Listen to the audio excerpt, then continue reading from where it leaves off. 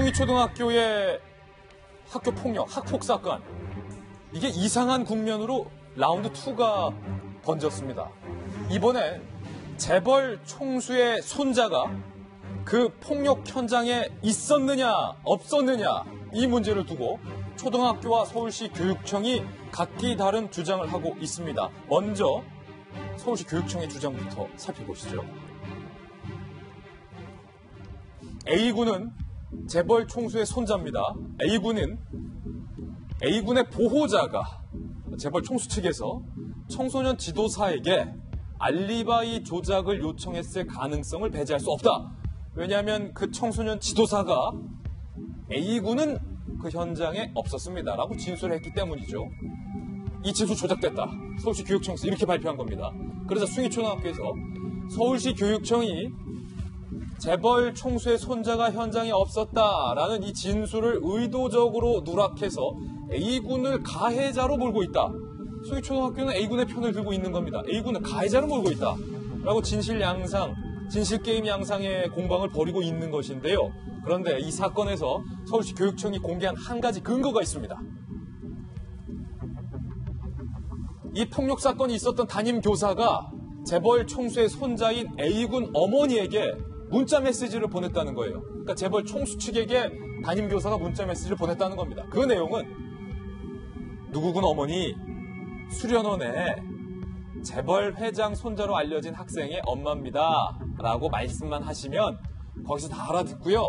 경계를 풀 겁니다. 전화 한번 해보세요. 라고 문자 메시지를 보냈다는 거예요. 교육청은 이것을 근거로 숭이초등학교가 재벌 총수와의 뭔가의 커넥션으로 A군은 지금 빼고 있다. 이렇게 지금 주장을 하고 있는 건데 정성희 위원님. 진실게임 양상인데 이거 어떻게 보십니까? 이런 사건의 전말을 말씀드리면 이 폭력 사건이 수련원에 가서 있지 않았습니까? 그 처음에 수련원에 왔을 때에는 그 가해자 학생이 이 반 반장이었어요. 지금 재벌 회장의 손자라는 그 반장이었고 이 학생이 폭행에 가담했다는 진술이 있었는데 나중에 서울시 교육청이 감사 결과에 들어가니까 그 수련원에 근무하던 청소년 지도사 아주 저가 저임금을 받고 있는 아주 힘없는 사람이죠. 여기에 쓴 확인서에는 없었다는 진술이 있는 거예요. 재벌 총수의 손자가 현장에 없었다. 예, 그런 진술이 있는 거예요. 그래서 그러면 이상한데 처음에 나온 진술하고 틀리지 하고 조사를 해보니까 담임 선생님이 이 학생의 엄마에게 청소년 수련원에 연락을 해서 하라고 전화번호를 알려주고 저렇게 했던 문자가 남아있는 거예요. 예. 그러니까 이 엄마가 청소년 수련원 측에 전화를 해서 둘이 서로 이름을 맞췄으라고 이제 판단하는 것이 합리적인 의심이라고 이제 보고 있는 것이 서울시 교육청의 문제 제기고요. 또 그렇게 볼 수 있는 근거가 뭐냐면은 최초에 담임 선생님이 진행한 조사에서는 A군이 방 밖에 있었다. 그런 진술이 없었어요. 또 A군을 조사했을 때는 이 A군의 조사에서는 본인이 현장에 없었다고 하면서도 그 현장에 대한 구체적인 진술이 있는 거예요. 그러니까 현장을 보지 않고서는 도저히 진술할 나올 수 수가 없을 없는 그런 정도로 진술이 묘사가 있었다. 이런 걸로 봤을 때 A군이 현장에 있었을 가능성이 높은데 나중에 증인들을 조작해서 없었던 것으로 뺀 것이 아니냐. 거기에 어떤 재벌의 그 손자의 엄마, 그다음에 담임교사, 학교 측에 어떤 공모가 있지 않느냐, 안 왔느냐 하는 것이 이 서울시 교육청의 의심이죠. 자, 김재 변호사님. 지금 양쪽의 주장이 상반되고 있습니다. 네. 어떤 법률가로서 보실 때 지금 두 분의 주장, 양측의 주장 다시 한번 살펴볼까요? 양측의 주장과 논리와 지금 근거를 고스란히 테이블 위에 놓고 아직 뭐 누구가 맞다라고 확실하게 말할 수는 없는 상황이기 때문에 법조가의 시각으로 봤을 때 어떻습니까? 근데 이제 여러 가지 의문점은 들죠. 예. 그러니까 학교 측이나 담임 교사가 이제 고의적으로 이 사실을 은폐하고 이 A군을 이 사건에서 좀 배제하려고 했던 건 아닌가 이런 조직적인 움직임이 지금 보이고 있는 겁니다.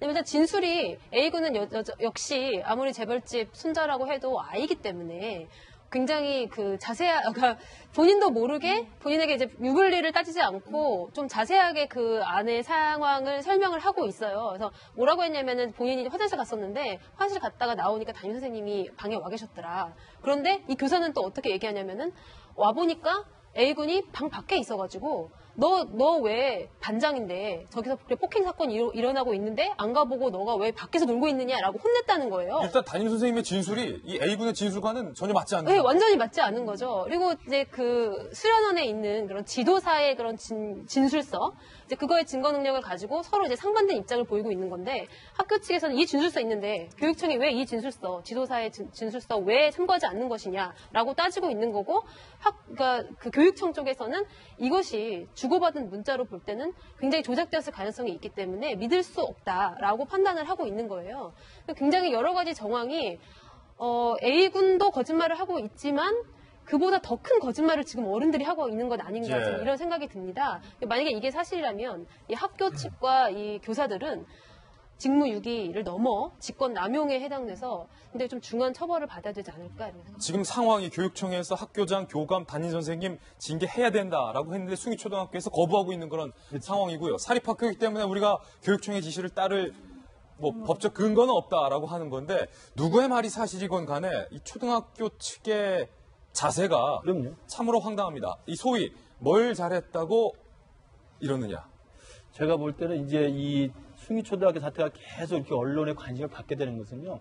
지금 우리 사회에 존재하는 이른바 잘 나가는 학교, 그리고 돈 많은 사람들이 보내는 학교, 또 힘께나 있는 사람들이 보내는 학교에 대한 우월의식이 바탕에 깔려 있는 것 같아요. 그러니까 사건의 지금 초점은 두 가지지 않습니까? 이전에 나왔던 것은 분명히 학교 내에 폭력 사태가 있었고 가해자와 피해자가 있는데 그 가해자와 피해자의 폭력 사태에 대해서 서울시 교육청이 감사를 해가지고 명확히 그 사실에 대해서 징계 요청했음에도 불구하고 숭이초는 징계할 수 없다. 오히려 반발하고 있고 소송을 제기하고 있다는 거 아닙니까? 그 이유는 뭡니까? 숭이초는 우리 내부의 관례는 가해자와 피해자를 우리는 따지지 않고 폭력이 있으면 폭력에 대해 중재하는 것이 우리의 관리였다는 건데 지금 사건을 들여다보면 중재가 아니라 덮어쓰기 하는 거 아닙니까? 이게 예. 은폐하는 거거든요. 없던 일로 하자는 거예요. 그러니까 때린 사람도 없던 일로 하고 맞은 사람도 없던 일로 하자는 거 아니겠습니까? 그래서 이 학교 관계자가 그때 했던 게 피해자 학부모에 대해서 어차피 학교 전학 갈 거 아닙니까? 왜 예. 그러십니까? 라고 했다는 거 아닙니까? 그건 뭐냐면 폭력이 있었음에도 불구하고 가해자에 대해서 처벌하는 것은 주저하면서 피해자에 대해서 이 문제를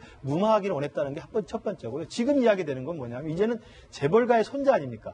재벌가의 손자가 여기에 연루되어 있다는 의혹이 있으니까 이 부분을 정확히 진실을 밝혀야 될 담임교사가 재벌가의 어머니에게, 손자의 어머니에게 그 수련원의 원장의 사장님의 전화번호를 주면서 문자를 보내시면 알아서 처리할 겁니다라는 게 지금 명확한 팩트로 나와 있는 거 아닙니까? 그러니까 문자를 왜 보냈냐는 그러니까 거예요. 이것은 제가 볼 때 예. 담임교사는 그 폭력 사태에 대한 유불리를 따지지 않고 폭력 사태에 대한 진위를 따져야 되는 사람인데 재벌가 손자를 보호하기 위해서 편법을 동원해가지고 사장이 전화번호를 줬다는 것은 누가 봐도 사장의 지시를 받고 사장의 갑질에 의해서 그 이야기를 따를 수밖에 없는 청소년 지도사 입장에서 당연히 알리바이에 부응하는 진술을 해줄 수밖에 없는 정황이지 예. 않습니까? 그렇다고 본다면 숭이초는 정말 가진 사람들이 다닌다는 학교에서 정말 너무나 많이 가진 사람들 보호하기 위해서 담임교사까지 나서서 증거를 은폐하고 조작했다는 의혹에서 벗어나기 힘들 것 같습니다. 예, 이 재벌 총수의 손자를 비호하기 위해서 만약에 학교가 조직적으로 거짓말을 하고 있고 증거를 은폐하고 있다면